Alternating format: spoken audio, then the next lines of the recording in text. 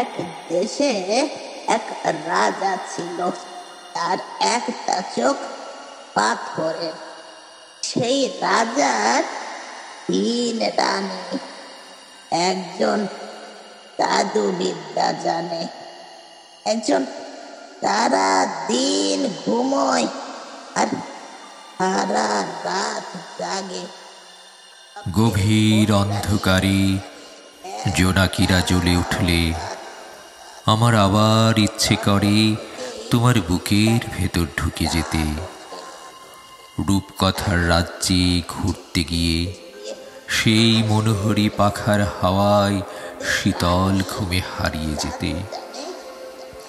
পুঁথির শ্লোকে তোমাদের সেই নিশ্চিন্তপুরের বাড়ির উঠানে ঢুলে পড়া মানুষের পাশে বসে আমিও শুনেছি দুঃখিনী মায়ের কথা।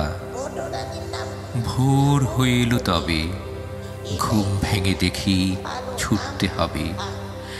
একটা দুরন্ত দোতলা বাস এসে থামবে স্বপ্ন ভেঙে দিয়ে।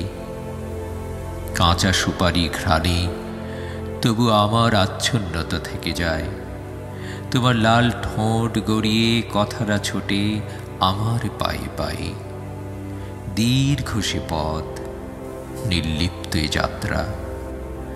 তুমি মিশে গেছো মাটির গভীরে, ভেজা মাটির আদলে।